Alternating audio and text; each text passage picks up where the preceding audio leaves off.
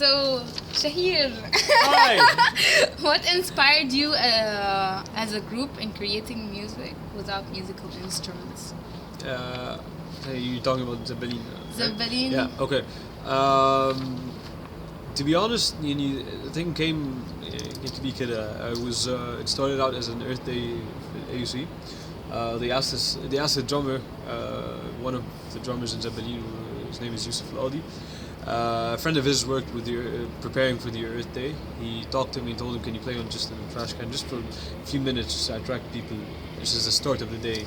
I told him okay, and he asked him if he can bring someone over, another drummer. So he called me up, and I called a third drummer.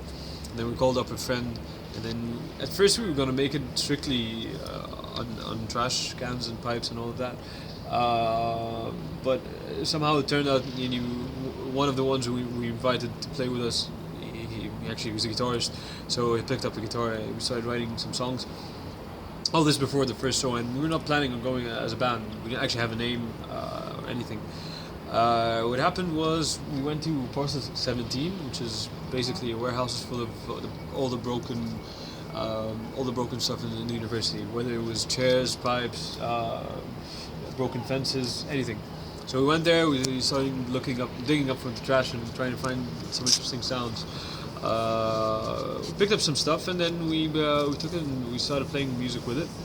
We wrote at that time we wrote like 3 songs. 2 of them were originals. One was a bit of a medley cover full of like some tunes that people would recognize, like I like to move it. I like so for people just to get the idea, just in case they didn't like what we have to offer, they would at least dance or something. So along the way, we picked up a new member. It was Noor, and then we picked up a sax player, and then we picked up a vocalist who actually wrote lyrics to one of the music we had, so it became a song, an actual song. So the first one was Yusuf, he's the one who called me, and then I called Nair, and then we brought along Ali, and then Ali picked up a guitar, so we brought Noor to replace Ali, and then we brought in the hand for the saxophone, and then we brought Sophie as a singer and a lyricist. So we went on. At that time we didn't know each other. Actually, I only knew Yusuf. I didn't know anyone else. I knew Yusuf and Nair. Same goes for Nair. We didn't know each other well. We went on the first concert. It wasn't a concert actually. First gig was here as an opening for the Earth Day. We started out. We played the show. Everyone liked it and we enjoyed it and everything. And then at that time everyone just went home. Nothing much. And then surprisingly bad that day and then the day after, people started calling us and they wanted us to perform somewhere else. And then we told them I didn't have the numbers for all the members because we didn't know each other. We didn't think they would become a band. So this is what happened. Suddenly it became bigger than what we expected it to be, and then someone uploaded a video and called us Zabaleen. So I found someone who's calling me, told me, "Are you the guy from Zabaleen?" I told him, "What's Zabaleen?" He told me, "Yeah, you guys have a video on YouTube." I told him, what video? Turns out we have a video and someone called us Zabaleen, so we went, okay, yes, we'll be Zabaleen. So that's how the name came about? Yeah. Wow. Yeah. We didn't plan on being a band. Suddenly everything happened. Suddenly Lazar Park called us. Ahram called us for an interview. Rutana, CNN. A huge amount of publicity that happened, and we didn't actually finish to write 20 minutes of repertoire. We used to come only for 15 minutes, and suddenly we have a publicity like way bigger than any our reputation, and it precedes us like hell. So what happened is we started writing more songs, and we have a good repertoire of an hour. And then we started by doing gigs almost everywhere. And what's the better in the streets, of course. Every time if we're for free, we have time on our hands and we finish practicing early. We just take our stuff and just go down the street and just play anywhere. That's a good thing about our instruments. But let me get back to the question. You said the whole idea of playing on anything other than musical instruments. Well, the thing is, being as a drummer or percussionist, I don't get the luxury of having my instrument all the time. I'm not like a vocalist or anything. So we usually carry it on sticks. Either way, and anything I can find I can play on, I'll play on. It's fine. I just play rhythms on it. It's just at the end of the day, the drum set is also noises, just good ones, good noises. So I'll just find any noise that I like and just play on it. Same goes with Yusuf, and then the friend of his that actually was working for the Earth Day. He actually called him up because he saw us once. Me and Yusuf, we were trying to jam together on just trash cans using sticks, but we didn't plan on doing anything like this. We just wanted to do with 2 drum sets, but we didn't have the drum sets available. So I told him, let's go somewhere where there's no one around, so that we can play it normally. So we went there and we just played. It was on trash cans. So that guy saw it, and then a year later, he was on the committee that was doing the Earth Day, and he called Yusuf up and he told him, yeah, bring along your friends. That's it. So can I ask, like, did you like create your own pitch system, or do you use the same? What do you mean, like? Like, I don't know, there's like in the European culture, for instance, you have the 12 pitch. No. Yeah, we play. Yeah, we have the guitar and the saxophone, so we probably we're limited to that. By the way, we don't tune our percussions and we don't tune our pipes because we didn't actually process any instruments. That was the whole point of us. We could have developed a xylophone from pipes. Could have developed. Maybe a string guitar out of steel or wasted cans, but we didn't do that. We didn't want to process anything. We wanted to play it as raw as possible. So we go there, we find something that we like, we pick it up, and we leave it as it is. Same goes. Every time we go to Parcel 17, we find anything that's broken. We don't try. The thing is, we don't try to get as creative with the instruments as much as creative with the sounds that we can get out of the instrument. So we do not adjust it. We take it, we put it up, and we play with it. We see what we can get out of it. We don't cut it, we don't tune it, we don't do anything like this. So like, how long does it take you, like when you're experimenting with something new? It depends. It depends. Like every time we get a new instrument, sometimes it's a matter of seconds where you can come up with something creative with. Sometimes there are a lot of hard stuff you can get. You get good sounds out of it. Some instruments are really hard because they change according to the surface they're being played on. So what I'm used to playing on let's say on a certain type of a pipe, let's say I'm used to a certain type of ring when it's played on a concrete. Now if I go to a concert which is very this happened to us a lot, which I would go play a concert on the grass. Now the sound changes and everything we write suddenly it sounds different. So we started taking into account this. Our sound check is pretty much different than any band sound check. We have to check our instruments if they will get the same timbre that we're used to or not. Because each time we play on a different surface, our pipes sounds different, our cans sounds different. Because it's metal, it rings, so it needs something.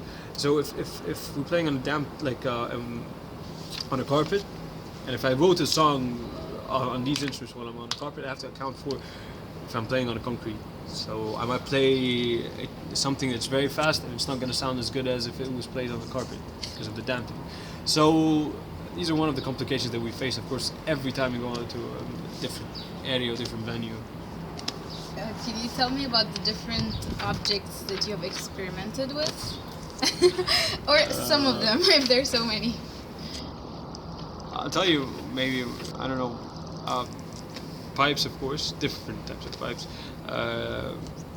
Chair legs, chair arms if they're metal.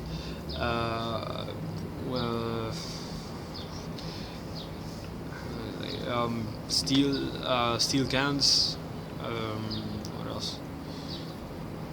A lot of stuff that I have no name for them. I don't know what they were actually. I have no idea. They just damaged something. There's something that's been damaged, and I just took it. I have no idea what it is. I have wheels for a cart, and a lot of unknown stuff. I have no idea what they are.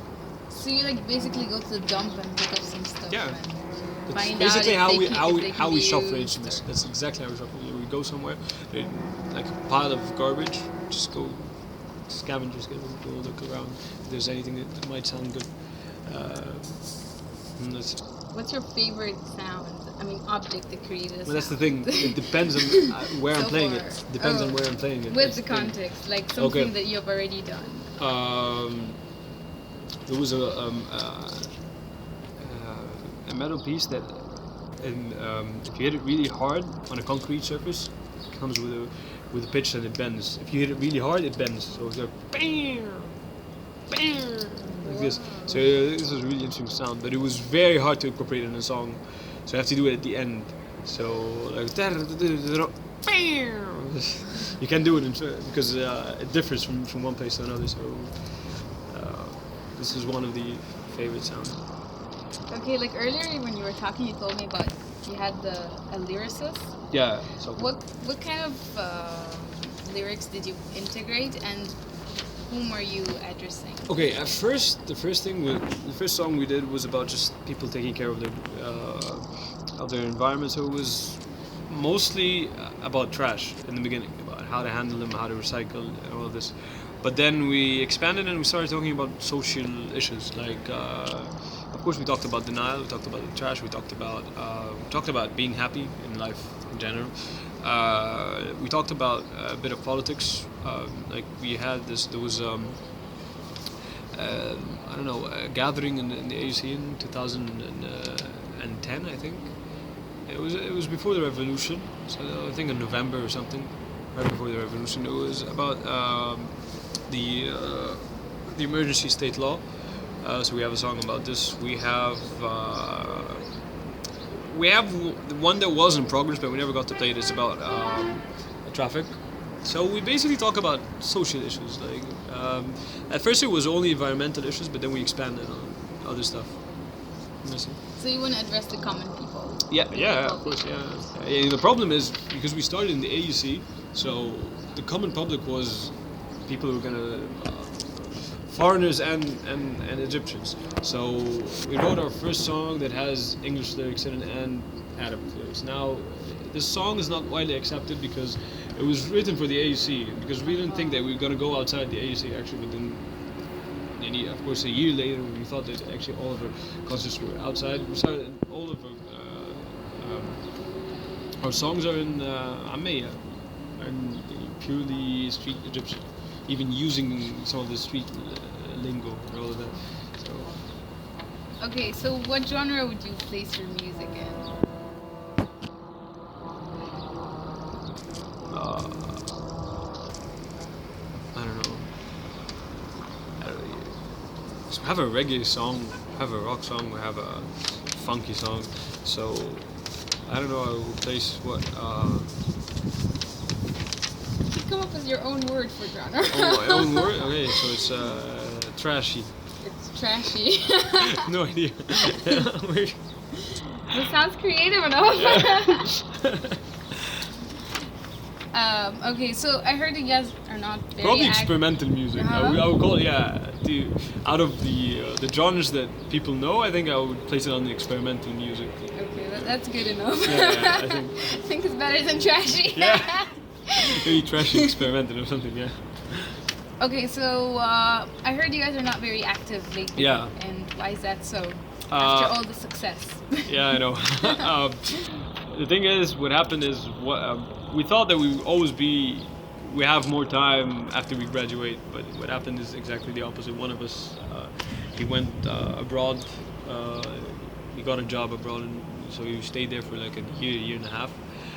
The other one took a job that requires him to travel a lot, and the two of us actually took some of the job. And as soon as I graduated, my timetable is not fixed, so we have a lot of trouble actually meeting up and actually talking about continuing or not. So we barely see each other right now. So we stopped not because we wanted to, but because we can't find any time that we can. Because we're seven, that's a problem. Together, actually four is very hard. I'm in another band that we started out at 3 and it was hard managing our timetables, and it was 4, it was really hard. Now we're 5 and it's really hard. Now imagine it's 7. To find a time and the place that would suit the 7 of us at the same time. Back in the day it was easy because we used to play to meet here and we used to play here. But now it's not. Everyone is somewhere and he's not free at the time. So we can only manage to have like a mini meeting, like a 3 can meet at the same time. So it's very hard to play music like this, sadly. Well, if the opportunity comes again, would you maybe with a different group follow the same? Well, if somehow by I don't know, the same style maybe by, again, or if we found a way that we can meet each week, I don't know, on weekends or something. But if we manage to do this, which surprisingly I don't know if it's going to come soon or not, because I know that every one of us is very busy, but if this, hopefully if we manage to find something then or free time that we all can meet, and I'm sure that we try to come something up and we try to make a comeback or something. But I don't know. So, do you prefer the experimental style or the conventional, where you have the instruments, you're set with timbre and everything, and all you have to do is just play them? No, I don't favor any one of them. Like, I find this requires a certain type of creativity, and the other ones require a certain type of creativity. Because in Zabaleen, we had to, being creative, something that comes naturally. There's no boundaries. I'm bringing new instruments, so I'm trying to be creative with the sounds, blah blah blah blah. Now, being with a traditional band, like playing jazz or funk. Now, of course, I have like limitations and boundaries, but this is also inspires creativity. Like, I don't want to play the same thing all over again, so I have to be creative within the boundaries, which is actually harder. So I don't prefer this and prefer this. I use a different type of creativity than the other one. So I don't favor between them. This requires something. This requires a different thing. Did you were part of Trash Tunes also, right? What do you mean, Josh? Is there like another band, right? No. There's a lot of bands that came out. There was. Are there other bands in Egypt that do the same thing that you know of? Well, there was. I think by 2012, mid 2012, people started posting on our group a few videos of other bands that started something like this. And of course I can tell them, there's a huge huge venues for them to play. Of course, we used to play a lot, almost a gig, minimum a gig every week. But the problem is we stopped. So we stopped even looking for people who were doing many. So, but I won't be surprised if there were few who I think by mid 2012 they came up and they started. I saw some videos for I think a band or two that play on Trash also. Sounds good. Sorry for this. No, I think you answered most of the questions. I just want to make sure.